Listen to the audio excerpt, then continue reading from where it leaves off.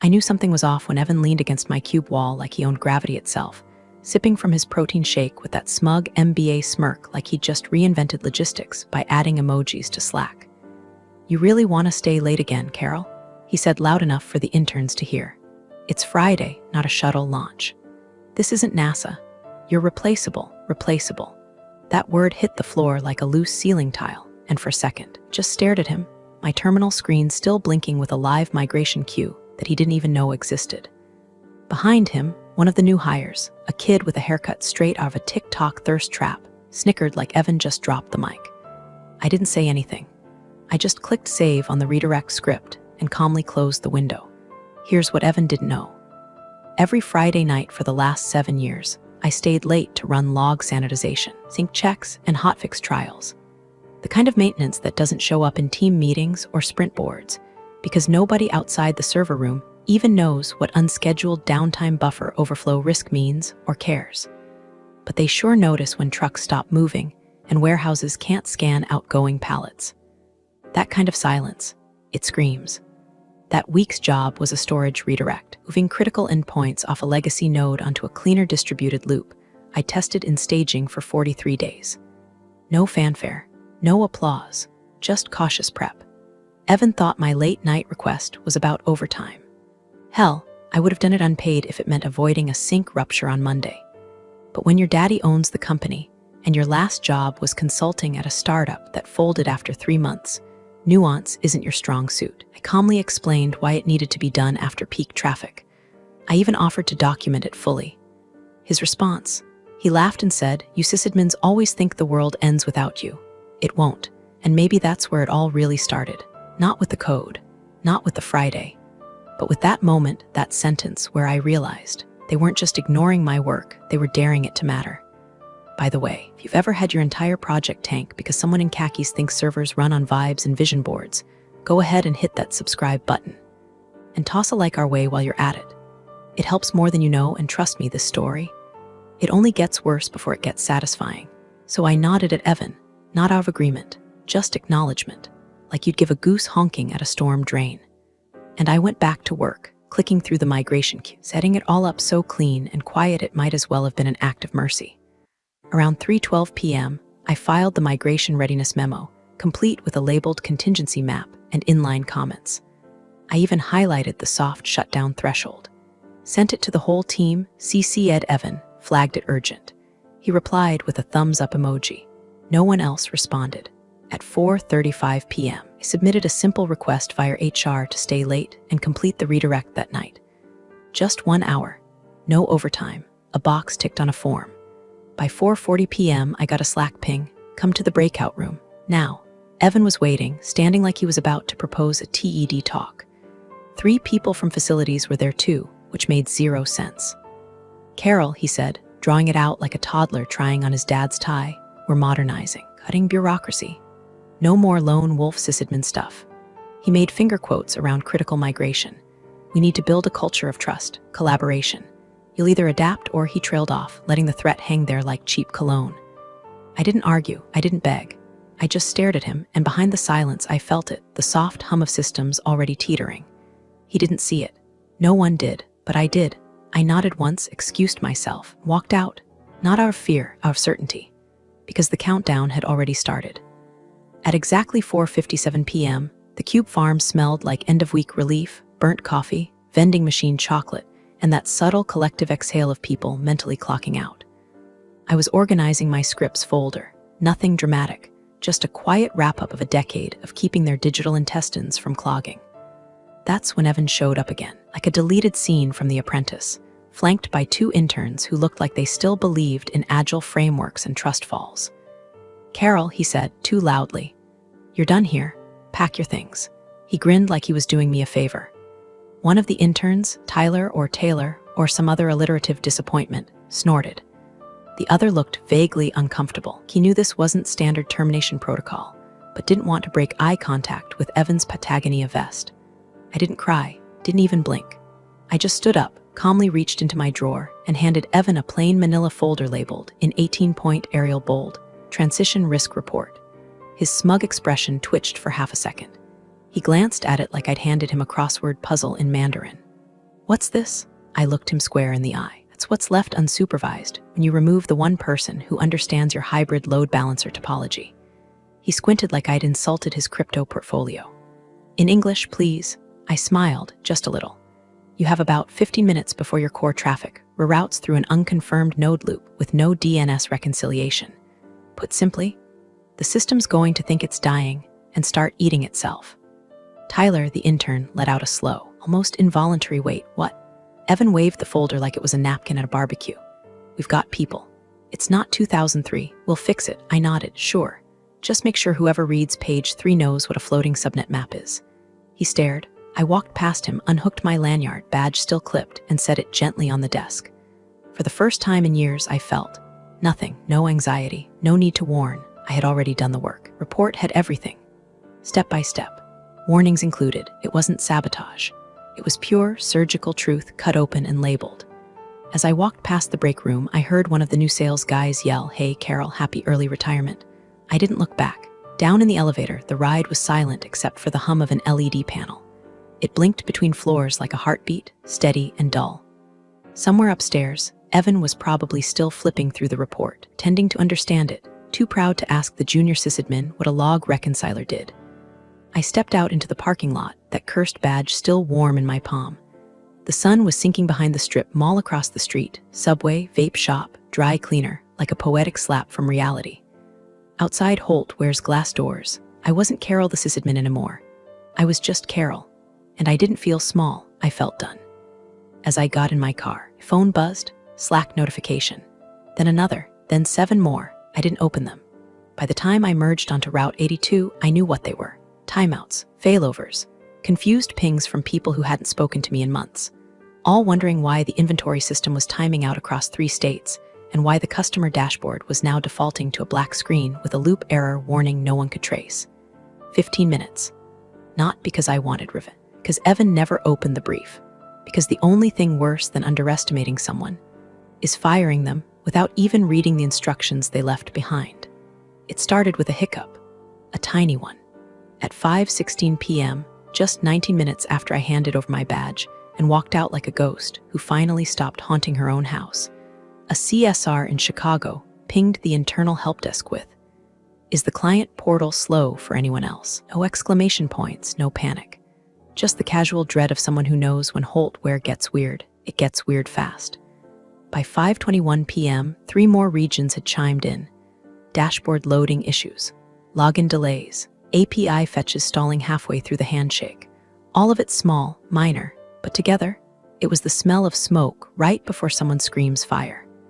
Back in the office, Evan apparently laughed it off. "It's always buggy on Fridays," told the team like server errors were just casual allergies.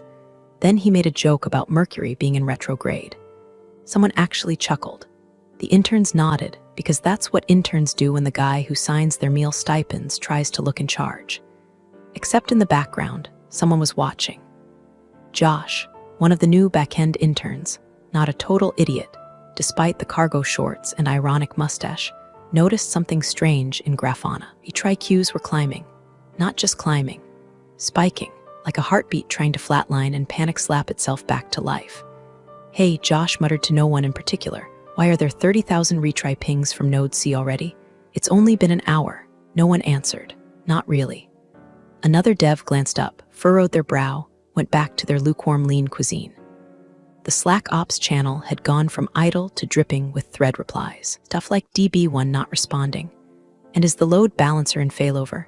And who's got Carol's docs? Carol's docs, like they were just a Google Drive link away. Spoiler, they weren't. Meanwhile, I was standing in line at Taco Bell drive-thru. Behind me, someone was playing bad country music through a cracked window. Ahead of me, a mom was handing her screaming kid an issy the color of windshield wiper fluid. My phone buzzed. Once. Then again. And it vibrated so hard I had to flip it face down in the passenger seat just to stop the tremor echo. I didn't look at it, because I didn't need to. I knew. I could feel it. Not just the chaos, but the specific sequence of it. Because here's the thing. When you've babysat a decaying hybrid system for over 7 years, you don't need to sabotage anything.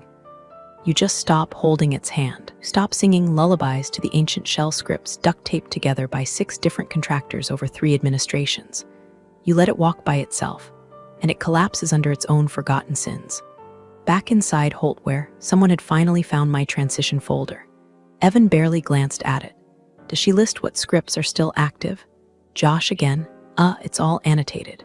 But it's kinda like code poetry. There's comments that say stuff like, don't wake the sleeping loop, and only pull this pin if you hate uptime. Jesus, Evan muttered. She was a drama queen. Somewhere on a whiteboard, a junior engineer drew a frantic diagram of the routing structure, eyes wide as they realized that half their internal traffic was looping through a deprecated subnet with an unvalidated redirect flag. That flag, it was set to expire today. Friday, 5:45 p.m. Carol had written the cron job to expire exactly 7 minutes after she handed over her badge. Because of course she had. And here's the best part. Nothing was broken. Nothing had been hacked, deleted, or corrupted. It was just unattended. The kind of quiet system decay that only gets noticed when it starts affecting shipping labels and client SLA timers. My phone kept buzzing. Slack pings, missed calls, one message from Josh that just said, "Did you know this was going to happen?" I didn't reply. I just took my Baja Blast, drove to the overlook near Lake Ridge, and watched the sun set behind the water tower. I wasn't angry. I wasn't vengeful. I was something quieter, something heavier. The kind of calm that comes after you've warned them, after you've left breadcrumbs in neon paint, and after they lit the damn trail on fire anyway. They thought I was replaceable, but I'd become the gravity. And without me, things were starting to float away. At exactly 6:02 p.m., the first truck driver called dispatch screaming that his tablet showed manifest missing and the barcode scanner wouldn't sync. 3 more calls came within 5 minutes. Then 9. Then a full 52 incoming lines lit up red across Holtware's National Call Center like a Christmas tree on fire. No one could print anything. Orders were showing as fulfilled with no routing data. The warehouses, 10 of them, coast to coast, were grinding to a halt with trucks full of time-sensitive freight and nowhere to send them. At HQ, the sound of panic was oddly sterile. Just the clicking of desperate keys, phones ringing unanswered, and the heavy silence of people realizing this wasn't a glitch. It was a breakdown. Evan, meanwhile, was pacing like a man trying to outwalk his own reflection. It's just a Friday bug. We've had those before. A junior ops lead said quietly, not like this. Evan snapped. It's a legacy issue. Carol had her hands in all kinds of old systems. Just patch it. Patch what exactly? Someone asked. That's when Devin, the junior sysadmin Carol had personally trained for 2 years, finally spoke up. He'd been quiet all day, lurking in the background, trying to avoid the blast radius. Now his screen showed a cascade of error logs referencing a deeply buried script dependency. Heartbeat sync legacy 1422. JSON, I think she left something behind, Devin said, voice thin. Something intentional. Evan whirled. What do you mean intentional? Like a bomb? No, Devin said. Like insurance. He hesitated, then opened his personal Signal app, one Carol had told him to install after an especially bad patch day 6 months ago. He scrolled past old snippets, old jokes, Carol's clipped, dry sarcasm. And then he typed, Carol, it's Devin, everything's failing. They're blaming legacy bugs. I found a script in Heartbeat Sync. It loops to line 1422, but it's encrypted. What am I looking at? Her reply came almost immediately. Check line 1422. That was it. No warmth. No instructions. Just 4 words. Devin obeyed. He opened the old script, scrolled past auto pings and deprecated fallback instructions. Then he hit 1422. It wasn't code, it was a comment. / if you're here, it means they cut me loose before I could finalize the redirect. This is the skeleton key, but use it wrong and it'll trigger a recursive failover. If you don't know what that means, stop now. Tell Evan to call me. If he refuses, walk. You're better than this. Devin's hand hovered over his mouse. Around him, people were yelling. One project manager was in tears because a retail client threatened legal action over a missed shipment window. Another exec was on speakerphone with a warehouse foreman shouting, just print something. Anything. Use paper towels if you have to. Evan stormed into the room. What's the fix? Devin didn't answer. Devin. He turned finally and said quietly, she left documentation. But it's written like a riddle. If we guess wrong, the system loops itself into cold shutdown. I don't think she did it to hurt anyone. I think she did it to protect us. From you. Evan's face went red. You think she's some kind of guardian angel. She's a disgruntled sysadmin with a god complex. No, Devin said, standing slowly. She's the only reason this place didn't fall apart sooner. At that moment, I was home. Not pacing, not smirking, just standing at my sink, washing out a coffee mug that still had the company's old logo from 2014. My phone buzzed again. Devin's message. I didn't open it, because all of this was the consequence they'd earned by ignoring not just my warnings, but my design. The system was still running on my spine. And now that I was gone, they were trying to read the bones without a map. They wanted fast fixes. But what I'd built wasn't a switchboard, living thing. And without care, it would rot exactly where it stood. They had the clues, they just didn't have me. The old man was chopping onions when his phone rang. Not his personal one, the legacy landline mounted next to the fridge, the one that hadn't rung in years unless someone at Holt were really screwed up. He wiped his hands on a dish rag and answered with the same voice he used when vendors tried to upcharge him on freight quotes. Calm, flat, dangerous. Yeah, Dad, Evan's voice cracked. We've got a situation. Of course they did. What kind? The staging database overwrote production. A long pause. You mirrored staging onto production? Evan's breath hitched. It wasn't intentional.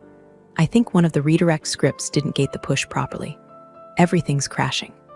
Client files, logs, shipping manifests, all of it's just gone or jumbled. We can't tell what's real anymore. Father closed his eyes and said the quietest, coldest words to ever hit Evan's ego like a lead pipe. Where's Carol? Evan paused, then lied like he always did when cornered. She quit. Another silence. This one longer, more lethal. Carol doesn't quit, the old man said. Evan tried to recover. No, I mean she left. Said she didn't feel appreciated or something. She had this attitude lately, like she was above everyone, refused to adapt to our new collaborative structure. Did you fire her? She didn't say the word fired. Jesus Christ, Evan. I have it under control. No, his father said, voice now cutting through the phone like a bone saw. You don't. Across town, I was sitting at my kitchen table, eating reheated chili from a thrifted mug and watching a raccoon try to break into my trash bin for the third night in a row. The window was cracked open. Cold air drifted in. Somewhere on the street, a dog barked at absolutely nothing, like it knew the whole world was one bad packet away from collapse. My watch buzzed. Not a call, not a Slack message, just a silent, coded ping. Node 7 fallback initiated. Manual override request denied. I smiled, took another spoonful of chili, watched the raccoon flip my trash lid like it owed him money. That was the third fallback attempt. The system had tried to fix itself. It followed the built-in contingencies I'd architected, hand-tuned, encrypted, and annotated with a deep-seated paranoia only 7 years of executive budget cuts and agile workshops could justify. The fallback failed because I disconnected the override keys before leaving. Not in malice, just in honesty. Because when they said I was replaceable, I believed them. I let go, removed my name from the auth maps, left behind clean scripts and redacted breadcrumbs, and one final integrity check, coded into a heartbeat signal that only pinged devices registered under my internal ID. They never asked how many systems still required my signature. They just assumed it would work. Meanwhile, at Holt, where HQ, the junior devs were pulling all-nighters. Evan was rage-refreshing his email and insisting that production staging inversion wasn't a big deal. When the first client threatened to break contract and the second one demanded a penalty clause execution, the board started asking questions. And the founder, the man who built Holtware with calloused hands and sleepless nights, was already on his way. He'd made a lot of mistakes in his life, gave his son too much rope, let modern management dilute the backbone of the company he built. But one thing he never did: underestimate the woman who kept his system alive during 3 server migrations, 4 cybersecurity audits, and a ransomware scare that could have leveled them back in 2019. He didn't need a PowerPoint to understand what was happening. He needed Carol. And he knew, without a doubt, that Carol wasn't coming back, not to clean up someone else's ego. Not this time, not unless she wanted to. Saturday morning. Office smelled like desperation and vending machine breath. Evan showed up in joggers, and a Holt where hoodie, face blotchy, hair unwashed, eyes red not from grief, but from the kind of panic that hits when your daddy's company might die on your watch. The junior sysadmins were already on their 4th energy drink. Devin had slept in a conference chair, shoes off, face pressed against a throw pillow that still smelled like budget hotel shampoo. Someone was crying in the bathroom. Someone else was Googling what is a class action clause. Evan burst into the war room like a man with a plan. "We're restoring backups," he barked. "Calling DigiSave now." Devin looked up. "You might want to check the replication logs first." But Evan was already on speaker with the backup firm. "DigiSave rep, sir, your last successful replication to our offsite was 1 moment 9 days ago." Evan blinked. "That's not possible. We do dailies." "Correction," rep said politely. "You did. Someone paused the sync job last Friday. It's marked as a scheduled full node test. Do you want to resume it?" Evan's voice dropped half a pitch. "Why the hell would anyone pause it?" Devin cleared his throat. "Carol, are you telling me she stopped our backups?" Evan snapped. "No. She paused them for a node integrity test. It's actually standard protocol if you're testing redirect pathways. Isolate active replication so you don't corrupt production." She documented it. "Sent an email. Then find the damn email." "We can't." Devin hesitated. "She deleted it from the shared thread when she left." "She can't do that." Devin looked at him. "She had master-level access. She could do anything." The room went cold. Evan turned back to the speakerphone. "How much data are we talking?" "Well," the rep began, "you had a massive surge in transactional volume last weekend, right?" "Yes." Evan snapped. "We ran a 72-hour promo across 3 platforms. Then you've likely lost all customer confirmations, financial logs, and warehouse coordination data since last Friday." The silence was nuclear. No weekend sales, no fulfillment logs, no receipts, no tracking. Gone. By noon, client account managers were fielding furious calls from e-commerce partners whose orders were now marked as phantom confirmed. One retailer asked if Holtware had been hacked by a drunk intern. Another just threatened litigation. Evan sat down, hard like someone unplugged his spine. He whispered, "We need to call her." But no one moved, no one reached for a phone. Because by now they all understood Carol wasn't going to answer. And if she had wanted to sabotage them, she could have wiped everything, crashed systems, injected actual malware, left them bleeding from every API. But she didn't. Systems weren't broken. They were just absent, like a mother who stops reminding you to wear a seatbelt, like a lighthouse that turns its beam off not to sink the ships, but because no one ever looked up to thank it.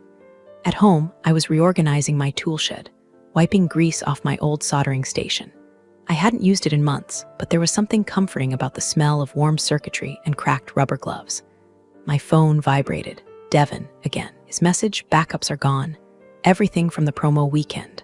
Evan's losing it." I stared at the screen, and for just a moment, a real moment, I felt it. The guilt, the sharp little sting in the back of the throat. I didn't want people to lose jobs, didn't want clients to suffer. I just wanted them to realize what they'd lost. Not the data, me. The systems were still mine.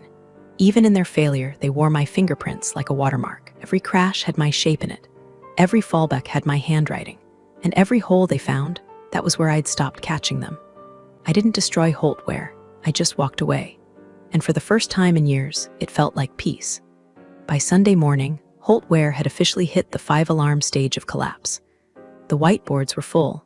The floor smelled like cold pizza and cheap coffee. And the CTO had been spotted crying in his car behind the building. That's when Evan brought in the consultants. 2 of them. Fresh from some firm with a name like Cypher Vista or Hawkline Strategies.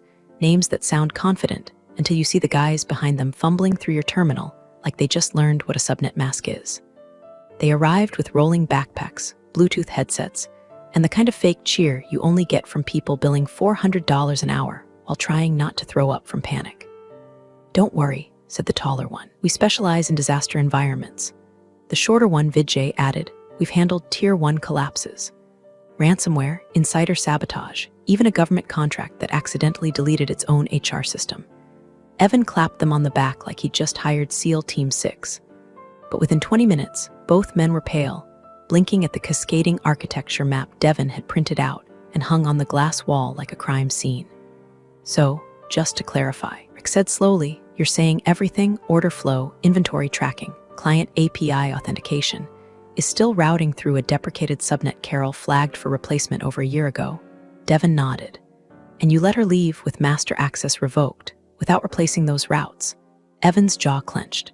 "She was supposed to have migrated them already. She lied." Vijay squinted at the spaghetti diagram on the glass. "No, she didn't. Look at the call notes. She logged and timestamped every delay. Your sign-off approvals were missing. That's not sabotage. That's ignored protocol." Rick leaned closer to the dependency chart and whistled. This is recursive spaghetti. Every fix you apply triggers 3 broken branches upstream. It's like she nested the whole system in concentric dependencies. You unplug one and 2 others collapse. Can't we just locate the decryption script for the legacy nodes? Evan snapped. Devin winced. That's the thing. Can't find it. What do you mean you can't find it? We found references to it. Dozens. It's called Heartbeat AuthCorpy, but it's not in the repo, not in backups, not even in her personal sandbox. Maybe she renamed it, Vijay offered, or buried it in an isolated partition. That's when Josh, the intern with the cargo shorts and permanent sunburn, muttered just loud enough to be heard. She said something once about heartbeat pings. Everyone turned. What? Evan asked. She said the system doesn't trust users, it trusts patterns. Like she programmed certain systems to only respond to heartbeat pings. Rick frowned. Like biometric rhythms, Josh shrugged. More like device-based tempo. She had this old smartwatch, never took it off. Said it was her dead man's switch. I thought she was joking. Vijay looked sick. Are you telling me the decryption script might only unlock if a specific ping sequence tied to her personal device ID is detected? Devin just nodded. Meanwhile, I was walking through Oak Ridge Park, leaves crunching under my boots, earbuds in but playing nothing. Just silence. Just the hum of wind and the distant bark of some overexcited terrier losing its mind at a squirrel. And beneath it all, my smartwatch pulsed once, then twice, like a phantom heartbeat. They'd tried another override. Probably forced a system-wide key rotation. Wouldn't work. The systems were built to reject unfamiliar rhythms. It wasn't paranoia, it was protection. I didn't smile, not really. I just sat down on a bench near the old water fountain and took out a granola bar. Back at Holt, where the consultants were spinning. Vijay suggested a total system rebuild from clean backups. Devin quietly reminded him there were no clean backups. Rick proposed a fallback to analog, whatever the hell that meant, was promptly ignored. Every fix triggered another failure. Every attempted reroute looped them back into a dependency Carol had either deprecated, encrypted, or never documented in full. Because she hadn't built the system to be immortal. She'd built it to be stewarded. And without her, it was rejecting them, like a body rejecting a transplant. They could patch, they could reboot, they could throw money at consultants until the sun exploded. But without the heartbeat, system would never trust them again. By 7:40 p.m. on Sunday, Holt Ware's boardroom smelled like nervous sweat and cold, rotisserie chicken from a failed catering tray. The emergency meeting was called with 6 hours' notice. Half the members were still in travel clothes. One wore mismatched socks, and the CFO looked like she hadn't slept since Q2. The CEO, James Holt SR, had flown back early from a charity gala in Aspen, walked into the boardroom like a man preparing to sign his own death certificate. He didn't shake hands, didn't sit, just dropped his briefcase onto the table and asked, in the voice that once made venture capitalists gulp water too fast, who revoked Carol's cloud admin credentials. The room froze. Evan, who'd been trying to blend into a beige corner like a nervous fern, finally mumbled, I did. She was overstepping. James blinked once. Explain, she had control over everything, even things she wasn't assigned to. I asked her to delegate, but she wouldn't. She acted like she owned the infrastructure. Someone coughed, not a cold, a warning. That's when Madeline, the only board member who actually read the weekly risk assessments, pulled out a printed audit log. She slapped it down on the table, redacted, annotated, highlighted in surgical precision. She didn't act like she owned it, Evan.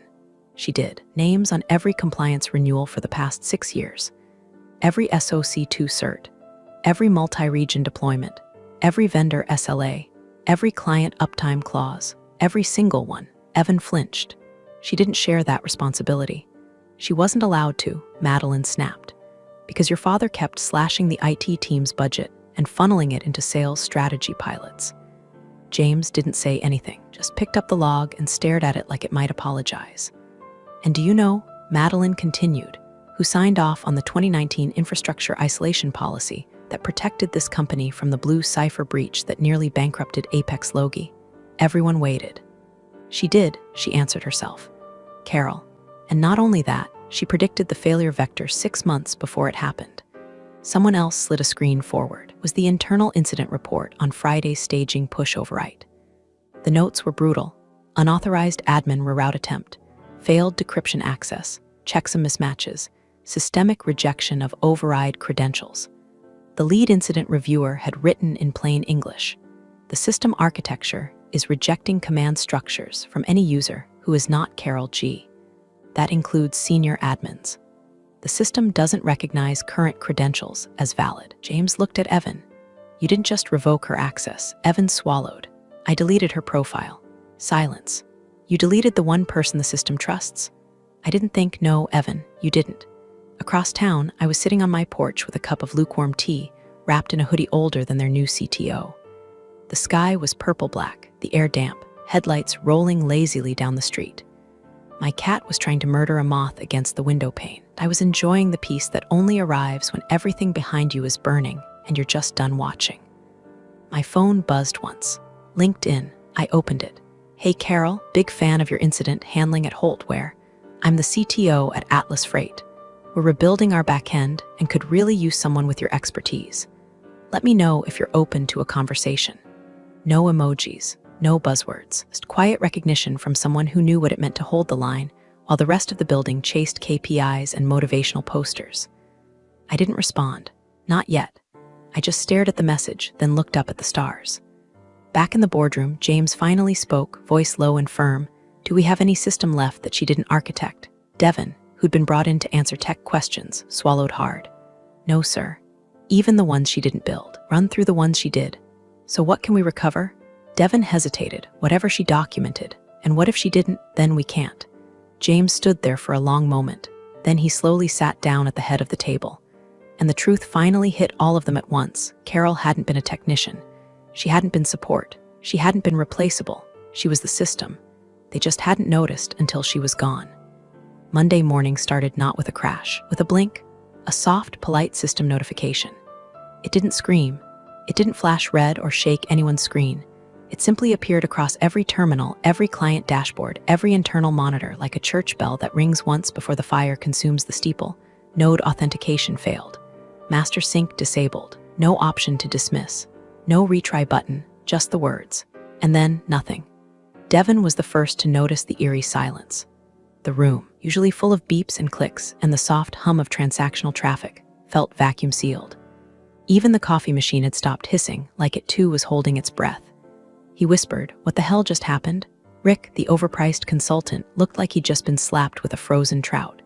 It's not just a failover, it's a root-level rejection. The system just shut the gates. Why would it do that? Evan barked. Vijay, pale and sweating, read the logs aloud. Heartbeat pattern invalid. Node trust revoked. Master sync terminated. Evan's voice cracked. So, reset the master. Re-establish sync. You don't get it, Rick snapped, panic now replacing polish. The master node doesn't exist anymore. It's offline, it's gone, and the secondary nodes, they were slaves to that sync key. Without it, they don't know each other exists. Devon whispered, it killed the brain. And then came the noise. Phones exploding off the hook. Clients screaming. Emails pouring in, subject lines in all caps. Order system down, can't log in, error 503 worldwide, refunds. Where's our data? In the boardroom, James Holt stood facing the wide office windows, watching the city start its week like any other Monday, oblivious to the digital avalanche behind him. He turned slowly to Evan, who looked like a man waking up inside his own funeral. What did she say? James asked quietly when she left. Evan's lips moved. No sound. Then she said, good luck. James nodded once, not angry, not surprised, just accepting. Outside, teams scrambled. Tickets surged. The consultants were muttering about disaster declarations and insurance clauses. Someone from legal asked about client indemnity. HR started drafting an internal email about unexpected challenges. But none of it mattered, because what shut down wasn't just a system. It was the system, one Carol held together with late nights and code rituals. The one she wrapped in fail-safes not to protect herself, but to protect the company from its own ignorance. The one that, when finally asked to choose between logic and trust, chose neither. It simply stopped listening. Somewhere else, miles away, and a million light years from the noise, Carol sat across from a panel of 3 interviewers in a sunlit room. The windows were wide open. He's lifted the ends of her scarf. The woman in the middle, a VP with kind eyes and no tech jargon in her questions, asked, "What was your role at Holtware?" Carol paused, not for effect, just to consider whether she even needed to answer that anymore. She smiled. "I kept everything alive, until I didn't." No vengeance. No burn it all down swagger, just consequence. She didn't press a button, didn't destroy, she left. And gravity remembered who it used to orbit. You're the real stars of the corporate jungle. Thanks for watching. Hit subscribe, or I'll flick the switch on your old cubicle memories.